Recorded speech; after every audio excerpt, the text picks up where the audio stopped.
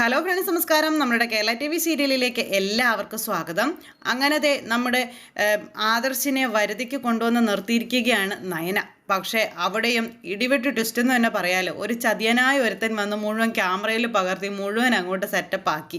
എന്തായാലും അമ്മയോട് നയനയെ വീട്ടിൽ വിട്ടതിന് ശേഷം ഓഫീസിലാണ് എത്തിയിരിക്കുന്നത്, അല്ലെങ്കിൽ ഓഫീസിൽ ഇരിക്കുകയാണെന്ന് പറഞ്ഞ മകൻ നയനയുടെ വീട്ടിൽ നയനയുടെ കൈയും കോർത്ത് പിടിച്ച് ചെളി ചവിട്ടി കുഴയ്ക്കുന്നത് അതൊരു വല്ലാത്ത ഒരു അനുഭവം തന്നെയായിരുന്നു. എന്തായാലും രണ്ടുപേരും വളരെ സന്തോഷത്തോടെ ഇഷ്ടത്തോടെ ഇങ്ങനെ നിന്ന് ചെയ്യുക. ഇതാണ് ഒരുത്തൻ ഗേറ്റിങ്ങിൽ വന്ന് നിന്ന് മുഴുവനും പകർത്തിക്കൊണ്ടു പോയത്. അങ്ങനെ അവരുടെ സന്തോഷം അത് നിമിഷങ്ങൾക്കകം തന്നെ നഷ്ടപ്പെട്ടു പോയെന്ന് പറയാം. എന്തായാലും ഇതിൻ്റെയൊക്കെ പിറകിൽ ആരാണ് കളിക്കുന്നത് എന്നുള്ള കാര്യം വ്യക്തമല്ല. പക്ഷേ ഇവരെങ്ങോട്ട് തിരിഞ്ഞാലും ഇവരെ കാത്തുകൊണ്ട് അല്ലെങ്കിൽ ഇവരെ ശ്രദ്ധിച്ചുകൊണ്ട് ഏതോ കണ്ണുകളിങ്ങനെ വട്ടം ചുറ്റുന്നുണ്ടെന്നുള്ള കാര്യം ഉറപ്പായി. അങ്ങനെ ആ ഒരു സാഹചര്യം അവിടെ ഇങ്ങനെ നിൽക്കുന്നു. അപ്പോൾ അങ്ങനെ ആ ഒരു കാര്യങ്ങൾ അവിടെ ഇങ്ങനെ സംഭവിക്കുന്ന സമയത്ത് ഇതൊന്നും അറിയാതെ മകളുടെയും മരുമകൻ്റെയും സ്നേഹവും പരസ്പരമുള്ള ഒരു ഇതൊക്കെ കണ്ട് കനകവും അതുപോലെ തന്നെ ഗോവിന്ദേട്ടനും വളരെ സന്തോഷത്തോടു കൂടി ഇങ്ങനെ നിൽക്കുക. എന്താ ചെയ്യേണ്ടത്? അവരുടെ അടുത്തേക്കൊന്ന് പോകേണ്ട ആവശ്യം പോലും ഇല്ലെന്നറിയാം അവർക്ക്. അതുകൊണ്ട് അവർ മാറി നിന്ന് ഇവരുടെ ഈ സ്നേഹമൊക്കെ ആസ്വദിക്കുകയാണ്. അപ്പോൾ ഇവിടെ ഇങ്ങനെ നിന്ന് ചെളിയും ചവിട്ടി കുഴച്ചുകൊണ്ട് നിന്നാലേ വീട്ടിലേക്ക് എത്തുമ്പോൾ താമസിക്കുമെന്ന് ആദർശ് ഇങ്ങനെ പറഞ്ഞപ്പോൾ അത് പിന്നെ ആദർശേട്ടൻ എന്നെ തിരിച്ചു വന്ന് ഡ്രോപ്പ് ചെയ്തതുപോലെ തന്നെ തിരിച്ചു കൊണ്ടുവന്നതാണെന്ന് പറഞ്ഞാൽ മതി ആദർശേട്ടാ, പിന്നെ എന്താ കുഴപ്പം എന്നൊക്കെ ഇങ്ങനെ നയന ചോദിച്ചു. അതൊന്നും പറ്റത്തില്ലെന്നുള്ള രീതിയിൽ ആദർശ് പറയുന്ന സമയത്ത് അതെന്താ അങ്ങനെ പറഞ്ഞാൽ എന്താ ഞാൻ വീഡിയോ മുത്തശ്ശന് ഇട്ട് കൊടുക്കണോ എന്നിങ്ങനെ ചോദിച്ചപ്പോഴേക്കും ശരി അങ്ങനെയെങ്കിൽ അങ്ങനെ, നീ ചുമ്മാ ആളെ ബ്ലാക്ക്മെയിൽ ചെയ്തിട്ടോ എന്നൊക്കെ പറഞ്ഞ് ആദർശ് ഇങ്ങനെ പറയുന്നുണ്ടേ. അങ്ങനെ അവർ രണ്ടുപേരും കൂടി കുറേ നേരം മണ്ണൊക്കെ ചവിട്ടി കുഴച്ച് അങ്ങനെ ആ കയ്യും കാലൊക്കെ കഴുകി വീട്ടിലോട്ട് പോകാനായിട്ട് ഇറങ്ങുകയാണ്. ഇപ്പോൾ പോകുന്നതിന് മുമ്പ് അമ്മായിമ്മ കൊടുത്ത ചായയൊക്കെ കുടിച്ച് വളരെ സന്തോഷത്തോടു കൂടിയാണ് പോകുന്നത്. എന്തായാലും ഇവർ വീട്ടിൽ ചെന്ന് കയറുന്നതിന് മുൻപ് തന്നെ കാര്യങ്ങളെല്ലാം കൈവിട്ടു പോയി. കാരണം ഇവർ രണ്ടുപേരും കൂടെ ചെളി ചവിട്ടി കുഴയ്ക്കുന്നത് മുഴുവൻ സോഷ്യൽ മീഡിയയിലും വന്നു. അങ്ങനെ മൂർത്തീസ് ജ്വല്ലറിയുടെ ഉടമ ഭാര്യയ്ക്കൊപ്പം ചെളി ചവിട്ടി കുഴയ്ക്കുന്നു എന്നും പറഞ്ഞുകൊണ്ട് അങ്ങനെ ആ ഒരു കാര്യങ്ങളിതെല്ലാം വന്നു കഴിഞ്ഞപ്പോഴേക്കും ആദ്യം കണ്ടു കിട്ടിയത് ജലജ അതുകൊണ്ട് നേരെ പോകുന്നത് ദേവയാനിയുടെ മുന്നിലേക്ക്. ദേവയാനി അത് കണ്ടു കഴിഞ്ഞപ്പോഴത്തേക്കും പറയേണ്ട കാര്യമുണ്ടോ? മകൻ തന്നോട് കള്ളത്തരം പറഞ്ഞതിൻ്റെ ആ ഒരിത്. ഏട്ടത്തിയോട് ഞാൻ പറഞ്ഞില്ലേ ഏട്ടത്തി ഒരു രോഗിയാകാൻ പോവുകയാണെന്നും അതിന് കാരണക്കാർ ഇവരായിരിക്കുമെന്നും. ഇപ്പം ഏട്ടത്തി എന്നോടെന്താ പറഞ്ഞത്? അവളെ വീട്ടിൽ കൊണ്ടാക്കിയിട്ട് അവൻ ഓഫീസിൽ പോയെന്ന്. ഏട്ടത്തിയോട് അവൻ കള്ളം പറയാൻ തുടങ്ങിയില്ലേ? അവൾ കൂടെ കൂടിയതിന് ശേഷം ഇന്ന് വരെ കള്ളം പറയാതിരുന്ന ആദർശ് കള്ളത്തരങ്ങൾ കാണിക്കാനും പറയാനും തുടങ്ങിയില്ലേ? ഏട്ടത്തി അവൻ വേണ്ടെന്ന് വെച്ചിട്ട് അവക്കടെ പിന്നാലെ പോകും. അത് 100% ഉറപ്പാണ്. ഏട്ടത്തിയുടെ മകനെ നഷ്ടപ്പെടാൻ പോവുകയാണെന്നൊക്കെ പറഞ്ഞുകൊണ്ട് ദേവയാനിയെ ഇങ്ങനെ ചൂട് പിടിപ്പിക്കുക. അങ്ങനെ ദേവയാനിയെ ചൂട് പിടിപ്പിച്ച് ദേവയാനി ഭ്രാന്തി ആയതുപോലെ മനസ്സിലായി കഴിഞ്ഞപ്പോഴേക്കും ജലജി അവിടെ നിന്ന് അങ്ങോട്ട് മുങ്ങി. അത് കഴിഞ്ഞിട്ട് പിന്നെ താഴെ എല്ലാവരുടെയും കാണുക ആ ഒരു പ്രദർശനവും കാര്യങ്ങളൊക്കെ നടത്തുവാണ്. ആ പ്രദർശനം നടത്തുന്നിടത്ത് ദൈവത്തെ ഓർത്ത് നമ്മുടെ മുത്തശ്ശൻ വരാതിരിക്കട്ടെ എന്ന് പ്രാർത്ഥിക്കാം. ആ ഒരു സമയത്ത് മുത്തശ്ശൻ അവിടെ ഇല്ല. താഴെ ചെന്ന അമ്മയോടും അതുപോലെ തന്നെ ജാനുവിനോടും എല്ലാവരോടും ഇങ്ങനെ നിന്ന് പറയുകയാണ്. ഇങ്ങനെ നയന അവൻ്റെ കൂടെ പോയത് അവനെ അവരുടെ വീട്ടിൽ കൊണ്ടുവന്ന് അടിമപ്പണി ചെയ്യിപ്പിക്കാനാണ്. എന്നിട്ട് അത് മുഴുവൻ വീഡിയോയിൽ പകർത്തി സോഷ്യൽ മീഡിയയിൽ ഇട്ടിരിക്കുകയാണ്. ഇതൊക്കെ അവൾ പ്ലാനിങ്ങോട് കൂടി ചെയ്തതാണ്, അതാണ് ഇതാണെന്നൊക്കെ പറഞ്ഞുകൊണ്ട് എല്ലാവരുടെയും കാണുക പറയുന്നു. അങ്ങനെ എല്ലാവരുടെയും കാണുക ഇത് പറഞ്ഞു കഴിഞ്ഞപ്പോഴത്തേക്കും ഭയങ്കരമായിട്ടത് വിഷയമാക്കി. പിന്നെ ദേവയാനി ഞാൻ പറഞ്ഞതിൽ എന്തെങ്കിലും മാറ്റമുണ്ടോ? നിങ്ങൾക്ക് എല്ലാവർക്കും നല്ലവളായിരുന്നല്ലോ അവള്. ഇപ്പം കണ്ടില്ലേ എൻ്റെ മോനെ കൂടി അവള് വളരെ മോശക്കാരനാക്കി, ചെളി ചവിട്ടി കുഴയ്ക്കുന്നവനാക്കി, അതാക്കി ഇതാക്കി എന്ന് പറഞ്ഞുകൊണ്ട് ദേവയാനി അവിടെ കിടന്ന് ഉറഞ്ഞു തുള്ളുക. ഈ സമയത്താണ് അങ്ങോട്ടേക്ക് കഷ്ടകാലത്തിന് നമ്മുടെ നയനയും ആദർശം വരുന്നത്. അപ്പം നയനെ ആദ്യം കയറി വന്നു കഴിഞ്ഞപ്പോഴത്തേക്കും എല്ലാവരും ഇങ്ങനെ നയനയെ നോക്കുക. അതേ വരുന്നു, ഏട്ടത്തിയുടെ മകനെ കൊണ്ടുപോയി കൂലിപ്പണി ചെയ്യിപ്പിച്ചിട്ട് അവൾ കൊണ്ടുവരുന്നു എന്നൊക്കെ പറഞ്ഞുകൊണ്ട് അങ്ങനെ ദേവയാനിയോട് ജലജ പറയുന്നു. അപ്പോഴേക്കും ഇവരാരും ഒന്നും മിണ്ടുന്നില്ല കേട്ടോ. പെട്ടെന്ന് ദേവയാനി അങ്ങ് ഉറഞ്ഞു തുള്ളി അങ്ങ് എഴുന്നേറ്റങ്ങ് ചെന്നു. എന്താടി നീ കാണിച്ചത്? എൻ്റെ മോനെ നീ എങ്ങനെയാടി വശീകരിച്ച് വെച്ചിരിക്കുന്നതെന്നൊക്കെ ചോദിച്ച്. അമ്മ എന്തീ പറയുന്നത്? വശീകരിച്ച് വെച്ചെന്നോ? അപ്പോൾ ഇതൊന്നും മനസ്സിലാകാതെ നമ്മുടെ നയനെ ചോദിച്ചു കഴിഞ്ഞപ്പോഴേക്കും ഭയങ്കരമായിട്ട് ദേഷ്യത്തോടെ നയനയെ തല്ലാനൊക്കെ ഞോങ്ങിക്കൊണ്ടൊക്കെ ഇങ്ങനെ ഈ ദേവയാനി വരുവാണേ. എന്നിട്ട് എൻ്റെ മോനെ നീ നിൻ്റെ വീട്ടിൽ കൊണ്ടുപോയി ചെളി ചവിട്ടി കുഴപ്പിച്ചല്ലേടി. നീ കൂടെ കൂടിയതിന് ശേഷം ഇന്നേ വരെ നുണ പറയാത്ത എൻ്റെ മോൻ എന്നോട് നുണയും പറഞ്ഞു തുടങ്ങി. എന്നെ മറന്നുകൊണ്ട് അവൻ നിൻ്റെ പിന്നാലെ അലയുക. നീ എന്നതാടി അവന് വേണ്ടി ചെയ്തത്? എന്താടി നീ കാണിച്ചു കൂട്ടിയത്? ഇതൊക്കെ ചോദിച്ചുകൊണ്ട് ഇങ്ങനെയൊക്കെ പറയുന്നുണ്ട്. പറയാവുന്നത് മുഴുവൻ ദേവയാനി പറഞ്ഞു. അപ്പോഴേക്കും അതിന് സൈഡായിട്ട് ജലജയിൽ നിന്നിങ്ങനെ സൈഡിൽ നിന്നിങ്ങനെ പിരി കൊടുത്തുകൊണ്ടേ ഇരിക്കുകയാണ്.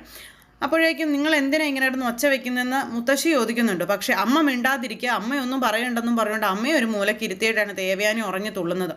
ഈ സമയത്ത് നമ്മുടെ നയന കണ്ടും കേട്ടും മടുത്തു കഴിഞ്ഞപ്പോഴത്തേക്കും പ്രതികരിക്കാനായിട്ട് അങ്ങ് തുടങ്ങി. അപ്പം നയന പ്രതികരിക്കാൻ തുടങ്ങിയപ്പോഴേക്കും, കണ്ടോ ഏട്ടത്തി, ഞാൻ പറഞ്ഞതിൽ എന്തെങ്കിലും മാറ്റമുണ്ടോ? അവളുടെ അഹങ്കാരം കണ്ടോ, അവളുടെ തനിനിറം പുറത്തു വരുന്നത് കണ്ടോന്നും ചോദിച്ചുകൊണ്ടായി പിന്നെ ജലജ. ഇത്രയും കാലമായിട്ടും ഞാനൊന്നും എതിർത്ത് പറഞ്ഞിട്ടില്ലെന്നും മകനെ അങ്ങോട്ടോ ഇങ്ങോട്ടോ ഒന്ന് അനങ്ങാൻ പോലും കഴിയാതെ മകന് ഏതു നേരവും സാരിത്തുമ്പിൽ കെട്ടിയിടണമെന്ന് ചിന്തിക്കുന്ന ഒരു വൃത്തികെട്ട മനസ്സിനുടമയായി പോയ എൻ്റെ അമ്മായിയമ്മ അതാണ് ഇതാണെന്നൊക്കെ പറഞ്ഞുകൊണ്ട് നമ്മുടെ നയനെ അങ്ങ് ശരിക്കും കയറി അങ്ങ് പറഞ്ഞു. ദേവയാനി അവിടെ ഇട്ട് ശരിക്കും പൊളിച്ചടിക്കുകയെന്ന് തന്നെ പറയാം. അങ്ങനെ നയന ദേവയാനിയുടെ സകല ഗുണങ്ങളും അവിടെ നിന്ന് ഇങ്ങനെ പ്രസംഗിച്ച് കഴിഞ്ഞപ്പോഴത്തേക്കും അന്നേരമാണ് ഈ മകൻ കയറി വരുന്നത്. ആദർശ് കയറി വന്നപ്പോഴത്തേക്കും നയനേ എന്നും പറഞ്ഞൊരു ഒറ്റ വിളി. നീ എന്നതാ പറഞ്ഞതെന്ന് നിനക്ക് അറിയാവോന്നും ചോദിച്ച്. അമ്മയുടെ മുഖത്ത് നോക്കി ഇതുപോലെയൊക്കെ പറയും, നിനക്ക് ആരാ അവകാശം തന്നത്, നിനക്ക് ആരാ അധികാരം തന്നത്, എൻ്റെ അമ്മയെക്കുറിച്ച് ഇങ്ങനെയൊക്കെ പറയും, നീ ആരാണെന്നൊക്കെ ചോദിച്ചുകൊണ്ട് ഇങ്ങനെ നമ്മുടെ നയനയോട് ആദർശ് ദേഷ്യപ്പെട്ടു. ആദർശ് ദേഷ്യപ്പെട്ട് കഴിഞ്ഞപ്പോഴത്തേക്കും മതിയടാ നിർത്ത്, നീ കൂടുതൽ എൻ്റെ മുന്നിൽ അഭിനയിക്കുകയൊന്നും വേണ്ടാന്നും പറഞ്ഞുകൊണ്ട് ദേവയാനി നേരെ ആദർശിനോടായി. നീ എന്നോട് കള്ളം പറഞ്ഞിട്ട് നീ ഇവളുടെ വീട്ടിൽ പോയി ചെളി ചവിട്ടി കുഴയ്ക്കായിരുന്നല്ലേ? എങ്ങനെ തോന്നിയടാ നിനക്ക് എന്നോട് കള്ളം പറയാൻ? ഇത്രയും കാലമായിട്ട് നീ എന്നോട് കള്ളം പറയാതിരുന്നിട്ട് ഇവൾക്ക് വേണ്ടി നീ എന്നോട് കള്ളം പറഞ്ഞെങ്കിൽ നീ അതിൻ്റെ അർത്ഥം നീ അമ്മയെ വെറുത്തു, ഈ അമ്മ ജീവനോടെ ഉണ്ടാകുന്നത് നിനക്ക് ഇഷ്ടമല്ല എന്നുള്ളതാണ്. നിന്നോട് ഞാൻ പറഞ്ഞതുപോലെ തന്നെ ഞാൻ ചെയ്യും എന്നൊക്കെ പറഞ്ഞുകൊണ്ട് ദേവയാനി ഇങ്ങനെ മരണത്തെക്കുറിച്ച് അന്ന് പറഞ്ഞിരുന്നല്ലോ വിഷം കഴിക്കുമെന്ന്, ആ കാര്യം ഇന്നും പറയുക. അപ്പോൾ അത് കേട്ട് കഴിഞ്ഞപ്പോഴേക്കും മകൻ അത് ശരിക്കും കൊണ്ടു. അപ്പോൾ ആദർശേട്ടാ ഞാൻ എന്ത് തെറ്റ് ചെയ്തിട്ടാ, ഞാനുള്ള കാര്യമല്ലേ പറഞ്ഞെന്ന് നയന ചോദിച്ചപ്പം, നീ ഒരുപാടൊന്നും സംസാരിക്കണ്ട, എൻ്റെ അമ്മയുടെ മുഖത്ത് നോക്കി എതിർത്ത് സംസാരിച്ച് എൻ്റെ അമ്മയുടെ മനസ്സ് വേദനിപ്പിച്ച നിന്നെ എനിക്കിനി വേണ്ട എന്ന് പറഞ്ഞുകൊണ്ട് ആദർശ് ഇങ്ങനെ പറയാം. അപ്പം നയന ആദർശേട്ടാ എന്നും പറഞ്ഞ് ഇങ്ങനെ വിളിച്ചു. ആദർശ് നീ എന്തൊക്കെ ഈ പറയുന്നതെന്ന് അന്നേരത്തേക്കും മുത്തശ്ശിയും ചോദിച്ചു. അപ്പം മുത്തശ്ശി ഇതിൽ ഇടപെടേണ്ടെന്ന് ആദർശും അങ്ങ് പറഞ്ഞു. അപ്പോഴേക്കും ഇവർ തമ്മിൽ പിരിയുമെന്നുള്ളൊരു കണ്ടീഷനായി. ഈ സമയത്ത് നമ്മുടെ ജലജയ്ക്ക് സന്തോഷമായി, നവ്യയ്ക്ക് സന്തോഷമായി, മറ്റേ അവരൊക്കെ പറയുന്നുണ്ട് ഇതെന്താ ഈ കാണിക്കുന്നതെന്ന്. പക്ഷേ ആരെന്നാ പറഞ്ഞാലും രക്ഷയില്ല, ഇനി നീ എൻ്റെ ജീവിതത്തിൽ വേണ്ട, അമ്മയെ എതിർത്ത് സംസാരിച്ച നീ അമ്മയുടെ കാല് പിടിച്ച് മാപ്പ് പറയണമെന്ന് ആദർശ് പറഞ്ഞപ്പം ഞാൻ തെറ്റൊന്നും ചെയ്തിട്ടില്ല, അതുകൊണ്ട് തെറ്റ് ചെയ്യാത്തിടത്തോളം എനിക്ക് ആരുടെയും മുന്നിൽ കാല് പിടിക്കേണ്ടതോ അല്ലെങ്കിൽ ആ ഒരു ക്ഷമ പറയേണ്ടതായിട്ടുള്ള ആവശ്യമൊന്നുമില്ല, ഞാൻ ചെയ്യുകയില്ല എന്നും പറഞ്ഞു. ഇതാണ് നിൻ്റെ അഹങ്കാരമെന്ന് ഞാൻ എപ്പോഴും പറയുന്നത്. കണ്ടില്ലേ അവളുടെ ധിക്കാരം കണ്ടില്ലേ? അപ്പോൾ ഇവൾ ആരാ മോള്? അപ്പോൾ ഇച്ചിരി ഒരു സ്ഥാനവും കൂടി ഇവൾക്ക് ഈ വീട്ടിൽ കിട്ടിക്കഴിഞ്ഞാൽ ഇവൾ എന്താകും എന്നൊക്കെ ചോദിച്ചുകൊണ്ട് അന്നേരം ജലജ. അപ്പോഴേക്കും ജലജയുടെ നേരെ നയന ഒച്ച എടുത്തുകൊണ്ട് ചെന്നു. അവളുടെ നേരെ നീ ഒച്ച എടുക്കണ്ടെന്ന് പറഞ്ഞുകൊണ്ട് ദേവയാനി. പിന്നെ അതൊരു പൂരപ്പറമ്പായി ശരിക്കും ആ വീട്. നയനയെന്ന് പറയുന്ന ആൾ വലിയ തെറ്റുകാരിയായി. കിട്ടിയ അവസരത്തിന് ഈ നവ്യയും നമ്മുടെ നയനയെ കുറ്റപ്പെടുത്തി പറയുവാണേ. പിന്നെ നയന അവിടെ ഭൂലോക പാഴായി അല്ലെങ്കിൽ ഭൂലോക തെറ്റുകാരിയായി അങ്ങനെയൊക്കെ വന്നു. അപ്പോൾ അമ്മയെ എതിർത്ത് പറഞ്ഞതും അമ്മയോട് ക്ഷമ പറയാൻ തയ്യാറാകാത്തതും നയനയെ സംബന്ധിച്ചിടത്തോളം വലിയ എന്തോ ഒരു കുറവായിട്ട് ആദർശ് കണ്ടിട്ട് ഇനി എൻ്റെ ജീവിതത്തിൽ നീ വേണ്ട എന്നിങ്ങനെ പറഞ്ഞു. അപ്പോൾ അഭിനയിക്കേണ്ടടാ മോനെ എന്നും പറഞ്ഞുകൊണ്ട് ഈ ദേവയാനി പറയാം. അപ്പോഴേക്കും ഇവരുടെ എല്ലാവരുടെയും മുന്നിൽ വെച്ച് കയ്യെ പിടിച്ച് വലിച്ചഴച്ച് നമ്മുടെ നയനയെ ആദർശ് കൊണ്ടുവരിക. ആദർശ് വലിച്ചഴച്ച് കൊണ്ടുവന്നിട്ട് ആ മുറ്റത്തേക്ക് ഒരു ഒറ്റ ഏറായിരുന്നു കേട്ടോ. ഇനി നീ എൻ്റെ ജീവിതത്തിൽ വേണ്ട, എൻ്റെ അമ്മയെ അനുസരിക്കാത്ത അല്ല എൻ്റെ അമ്മയെ അംഗീകരിക്കാത്ത നിന്നെ എനിക്ക് ഭാര്യയായിട്ടും വേണ്ടാന്ന് പറഞ്ഞു.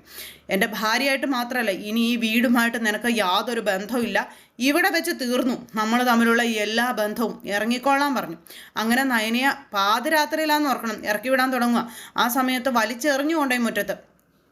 ആദർശേട്ടൻ ഞാനൊന്ന് പറയട്ടെ, ഒന്ന് പറയാൻ സമ്മതിക്കാൻ പറഞ്ഞപ്പോൾ എനിക്ക് ഒന്നും നീ പറയുന്നത് കേൾക്കണ്ടേ, ഇറങ്ങിക്കോളാൻ പറഞ്ഞു. ഇനി നിൻ്റെ നിഴല് പോലും ഈ പരിസരത്ത് പോലും വരരുതെന്ന്.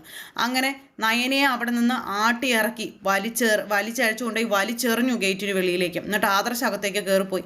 നയനെ എന്നിട്ട് അവിടെ നിന്ന് വാവിട്ട് കരയാട്ടോ. എന്ത് ചെയ്യും, പാതിരാത്രിയിൽ അങ്ങനെ ഒരു ചതിയൊക്കെ ചെയ്യുക എന്ന് പറഞ്ഞാലേ അങ്ങനെ നമ്മുടെ നയന മനസ്സ് നൊന്തിങ്ങനെ കരയുക. പക്ഷേ അങ്ങനെ സ്ഥാനമില്ലാത്തടത്ത് വലിഞ്ഞു കയറി കിടക്കുന്നവളും അല്ലെങ്കിൽ അടിമപ്പണി ചെയ്യുന്നവളും അല്ല നമ്മുടെ നയന. അങ്ങനെ നയന ആ വീട് വിട്ട് ഇറങ്ങുന്നു പാതിരാത്രിയിൽ. അങ്ങനെ നീ എന്ത് വലിയ അപരാധമാണ് ചെയ്തതെന്ന് എനിക്ക് അറിയാവുന്നൊക്കെ ആദർശ് മുറിയിൽ ചെന്ന് കഴിഞ്ഞപ്പോഴത്തേക്കും മുത്തശ്ശി ചോദിച്ചു.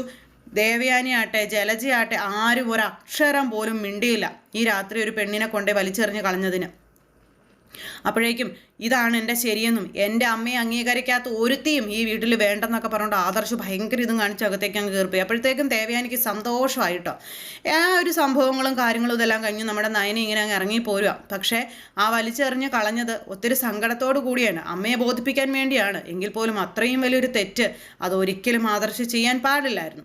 എന്തായാലും നമ്മുടെ നയന ഇങ്ങനെ അവിടെ നിന്ന് രാത്രിക്ക് രാത്രി ഇറങ്ങി പോരുക. അങ്ങനെ ഇറങ്ങി കുറേ ദൂരം ഇങ്ങ് പോന്നു കഴിഞ്ഞപ്പോഴത്തേക്കും ഭയങ്കര ഇടിവെട്ടും മഴയും ഒക്കെ. ആ മഴ നനഞ്ഞ് നമ്മുടെ നയന ഇങ്ങനെ നടക്കുവാണ്, ഇങ്ങോട്ടൊന്നില്ലാതെ ഒരു ലക്ഷ്യബോധവും ഇല്ലാതെ. എന്തായാലും നയനയെ ഇറക്കി വിട്ടിട്ട് ആ വീട്ടിൽ മൂടി പൊതിച്ച് സ്വസ്ഥമായിട്ട് കിടന്നുറങ്ങാമെന്ന് ഈ ദേവയാനിയോ അല്ലെങ്കിൽ ജലജയോ ആദർശോ ഒന്നും വിചാരിക്കേണ്ട. അങ്ങനെ പാതിരാത്രിയിൽ പെരുവഴിയിലൂടെ അനാഥയെപ്പോലെ എല്ലാ പ്രതിസന്ധികളും, അതായത് ഒരുപാട് ദുരന്തങ്ങൾ അങ്ങനെ സംഭവിക്കാമല്ലോ, ആ പ്രതിസന്ധികളെല്ലാം മുന്നിൽ കണ്ടുകൊണ്ട് അല്ലെങ്കിൽ ആ ദുരന്തങ്ങളെല്ലാം മുന്നിൽ കണ്ടുകൊണ്ട് നമ്മുടെ നയന ഇങ്ങനെ നടക്കുന്നു. വീട്ടിലേക്ക് പോകാൻ പറ്റത്തില്ല, അതുപോലെ മറ്റൊരിടത്തേക്ക് പോകാനും കഴിയത്തില്ല. അങ്ങനെ നയനെ ആകെ വിഷമിച്ച് പോയി. അങ്ങനെ നയനെ ആകെ വിഷമിച്ച് ഇങ്ങനെ നടക്കുന്നു. ആ സമയത്താണ് ഈശ്വരൻ കൊണ്ടെത്തിയതുപോലെ ആ ഒരു രക്ഷകൻ നമ്മുടെ നയനയ്ക്ക് എത്തുന്നത്. അത് വേറെ ആരും ആയിരുന്നില്ല, നമ്മുടെ മുത്തശ്ശൻ്റെ വണ്ടി കറക്റ്റായിട്ട് നയനയുടെ മുന്നിലെത്തി. വണ്ടിയിൽ ഇരുന്നു കൊണ്ട് ഈ കൊച്ചുമോൾ ഇങ്ങനെ പോകുന്നത് കാണുക. ഇത് കണ്ടു കഴിഞ്ഞപ്പോൾ മുത്തശ്ശൻ്റെ നെഞ്ചു പൊട്ടിപ്പോയിട്ടോ. മുത്തശ്ശൻ അത് കണ്ടില്ലേ, ഇനിയും നയനയും കൂട്ടി അനന്തപുരിയിലേക്കൊരു പോക്കുണ്ട്. അവിടെ ചെന്ന് കഴിയുമ്പോൾ ആർക്കു വേണ്ടിയാണോ നയനയെ ഉപദ്രവിച്ചത്, ആരുപദ്രവിച്ചാലും അവരും ഇതുപോലെ തന്നെ ശിക്ഷ അനുഭവിക്കേണ്ടി വരും. ദേവയാനിക്കൊരു കൊട്ടിൻ്റെ ആവശ്യം അത് അത്യാവശ്യമാണ്. ദേവയാനിയുടെ അഹങ്കാരത്തിന് ദേവയാനിയെ ഇതുപോലെ തന്നെ നട്ടപാതിരാത്രിക്ക് ഇറക്കി വിടുകയും അതുപോലെ ആട്ടി ഇറക്കുകയും ചെയ്യണം. അപ്പോൾ അങ്ങനെയൊക്കെയുള്ള ഒരു സിറ്റുവേഷനും കാര്യങ്ങളൊക്കെ കൂട്ടിയിണക്കിക്കൊണ്ടാണ് നമ്മുടെ ഇന്നത്തെ കഥ വരുന്നത്. അപ്പോൾ പ്രമോ എല്ലാവർക്കും ഇഷ്ടപ്പെട്ട് കാണുമെന്ന് വിശ്വസിക്കുന്നു. എല്ലാവരുടെയും സപ്പോർട്ടിനും സ്നേഹത്തിനും ഒത്തിരി നന്ദി ഹൃദയത്തിൻ്റെ ഭാഷയിൽ അറിയിക്കുകയാണ്. അടുത്ത സൂപ്പർ ഹിറ്റ് കഥയുമായി കാണുന്നത് വരെ എല്ലാവർക്കും നന്ദി. See again, take care, bye by.